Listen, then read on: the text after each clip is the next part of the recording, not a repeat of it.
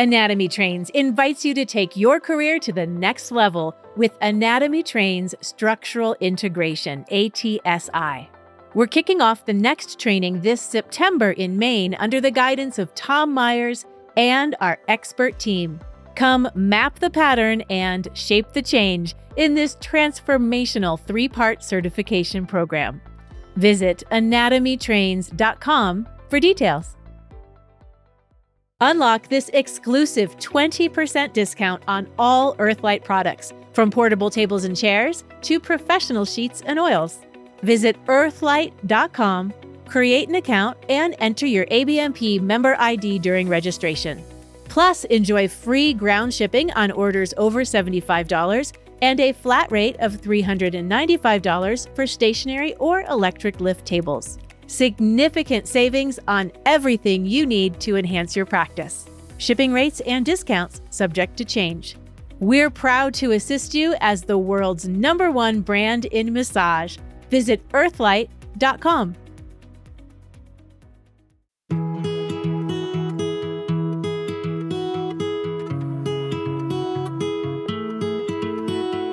Hi, and welcome to I Have a Client Who, Pathology Conversations with Ruth Werner, the podcast where I will discuss your real-life stories about clients with conditions that are perplexing or confusing.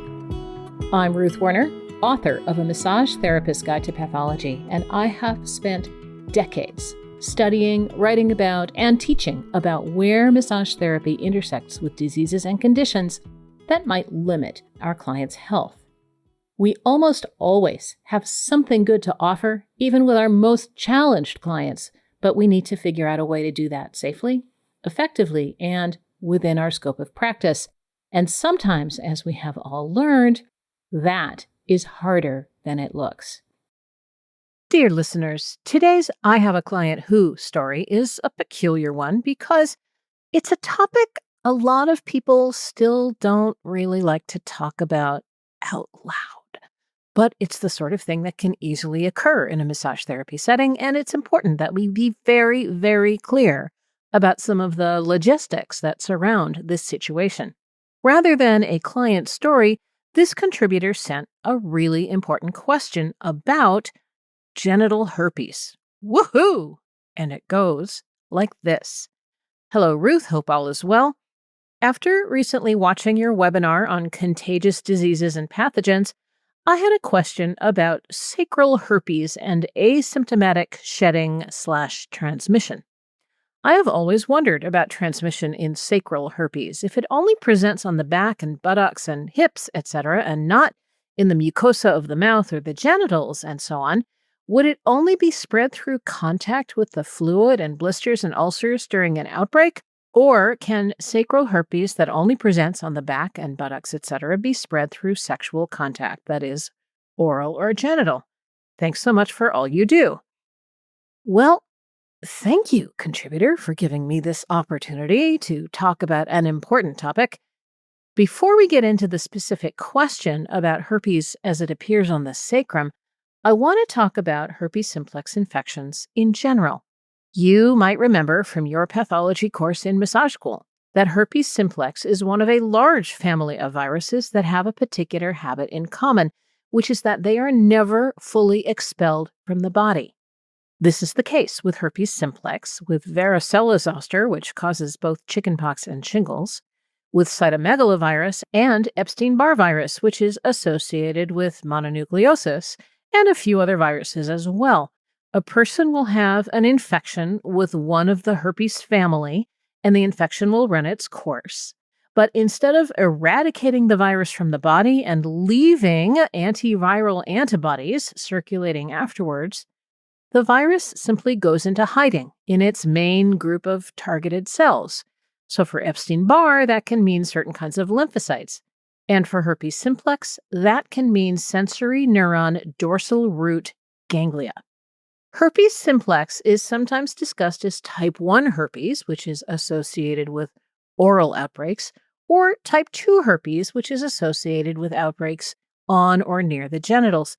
But the truth is, when we look at the viral loads of active blisters, we often see both type 1 and type 2 virus, no matter where that blister is. So the defining factor is not whether we're talking about herpes type 1 or herpes type 2, it's where this viral infection has taken up residence. In the root of the trigeminal nerve, which is the main sensory nerve for the face, or in a dorsal root ganglion of some other part of the body. If we're talking about genital herpes, that'll be somewhere in the lumbosacral plexus. This is a good moment to interject that herpes viruses can cause lesions in entirely other parts of the body as well. There's a form of herpes that is seen on fingers and nail beds. It's called herpes whitlow. And there's a form called herpes gladiatorum, which can occur on the trunk and extremities and is associated with contaminated wrestling mats. So oral and genital herpes are labels that cover the majority of versions of this kind of infection, but not all of them. A person who has oral herpes will, if they ever have another outbreak, find that that virus attacks the same nerve where it began, or somewhere quite close by, always involving the same nerve pathway or dermatome. And this is why when I get a cold sore, it's always on the lower right-hand side of my lip. And that happens when I get stressed or overworked, or sometimes when I'm dealing with a cold. This, by the way, is why they are called cold sores. They're associated with fighting off some other infection that kind of kicks out the immune system. And of course, we needed some kind of euphemism so that it wouldn't be so embarrassing to talk about having herpes. Because I'm telling you, when I went to massage school, herpes, which is not treatable with antibiotics, at that time was the worst possible sexually transmitted infection anyone could ever think of. And nice people just didn't say herpes. We said cold sores or fever blisters. Herpes simplex is notorious for being communicable, especially when the blisters are full of fluid. And it can stay intact outside of a host for anywhere from a few minutes up to several hours, depending on the surrounding environment. And that means it can be spread through direct contact, that is, skin to skin, or it can be spread through indirect contact, that is, skin to something else that has virus on it. However, direct contact is definitely the preferred transfer mechanism for this virus, regardless of whether it's oral herpes, genital herpes, or one of the other variations. Here's another important thing to bear in mind. Infection with herpes simplex is extremely common. We think about 50% of the adult population in the United States would probably test positive for exposure to herpes simplex type 1. And what this means is if you have ever been exposed to herpes, if you're within that half of the adults in this country, regardless of whether you remember ever having had a cold sore or a fever blister, well, now you have some protection against a new infection. Your immune system is circulating memory T cells and memory B cells and antibodies against the advent of re-exposure. Also, exposure to herpes simplex type 1 confers some, although not complete, protection against a new infection with herpes simplex type 2. Let's come back to this concept of direct contact. What does that really mean? If you are within that 1/2 of all human adults in this country who has herpes, how did you get it? Well, in most cases, you got it when you were very young from someone who loved you very, very much. And they gave you smooches, and that was probably your first exposure to herpes simplex type 1. But wait, I hear you say, obviously no reasonable parent is going to let someone who has an active cold sore kiss their baby. But transmission can happen even when that person has no visible lesions, because one of the things herpes simplex does is it can be shed from the skin even with no blisters, and this is called asymptomatic shedding.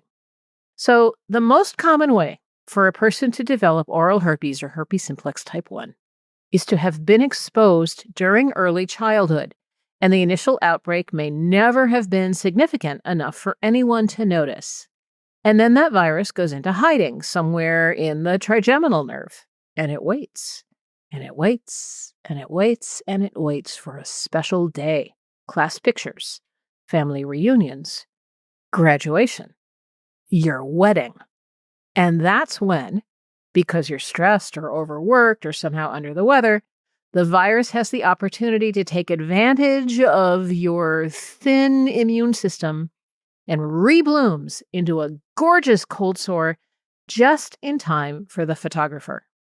Genital herpes, again, this is mostly associated with herpes simplex type 2, is also spread through direct, that is, skin-to-skin contact, usually during sexual activity. We think about 12% of all adults in the United States carry this virus, and like herpes simplex type 1, its active phase involves painful, fluid-filled blisters on the skin of the dermatome where the virus resides. But here's the tricky part. That is not always on the genitals. Genital herpes can occur inside the walls of the vagina, which are not densely innervated, so a person can have an active infection and not have a lot of pain. But it can also occur on the external genitalia of males and females, and also the thighs and buttocks and sacrum, which is what our contributor today has described. And, just like with herpes simplex type 1, asymptomatic viral shedding from these sites is always possible. So here we are, just shedding herpes virus wherever we go. And some of those sites are often included in a standard massage session. Does this make you want to quit your job? I hope not. Because when we use basic hygienic precautions, and we change our sheets with every client, and we wash our hands before and after every session, and we swab our tables and other equipment, then we are doing everything that is within our power to prevent the spread of herpes simplex and a gazillion much more serious other pathogens like MRSA and hepatitis B, all at the same time. So to recap, herpes simplex can result in potentially very painful and itchy fluid-filled blisters on the dermatome of the dorsal root ganglion wherever the virus lives. The fluid in those blisters is full of virus, and at this stage it is extremely communicable. However, asymptomatic viral shedding occurs with both oral and genital herpes, and this is another way infections can move from one host to another, especially in young children, even when no visible lesion is present. Now, let's return to our contributors' question. They said, after recently watching some webinars on contagious diseases and pathogens, I had a question about sacral herpes and asymptomatic shedding and transmission. I've always wondered about transmission in sacral herpes. If it only presents on the back or buttock or hips and not on the mucosa of the mouth or the genitals, would it only be spread through contact with the fluid or blisters during an outbreak? Or can sacral herpes that only presents on the back and buttocks be spread through sexual contact? Well, here's what I know. Genital herpes can appear on the sacrum and, of course, the back and the buttocks and the thighs, as well as the genitalia. It's typically spread through sexual activity because direct contact is its most efficient transmission mechanism.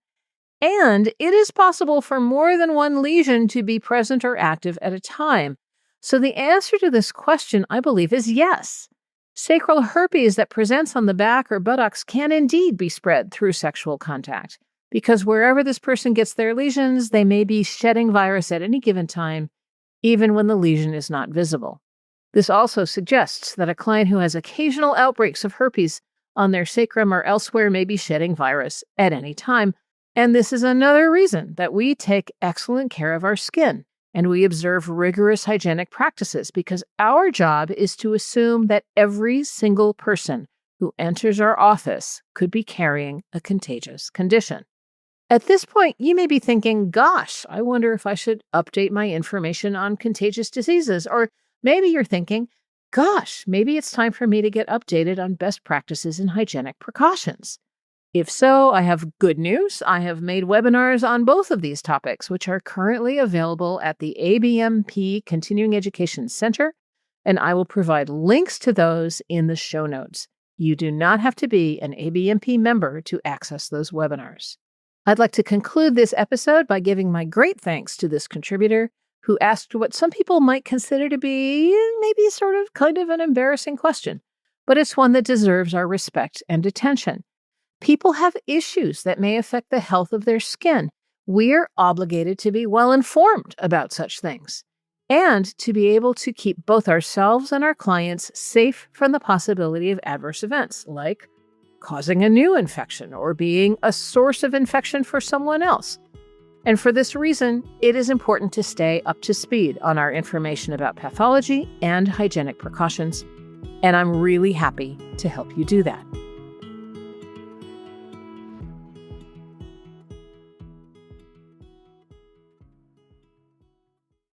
Precision Neuromuscular Therapy has been teaching high-quality seminars across the country for over 20 years. Founded by Doug Nelson, PNMT uses problem-solving skills and precise treatment options to get powerful results for your clients. PNMT seminars focus on honing your assessment and palpation skills to precisely target the source of your client's pain while understanding the why behind the what. Meet us in a hands-on seminar or online in the PNMT portal and let us join you on your learning journey. Learn more at pnmt.org.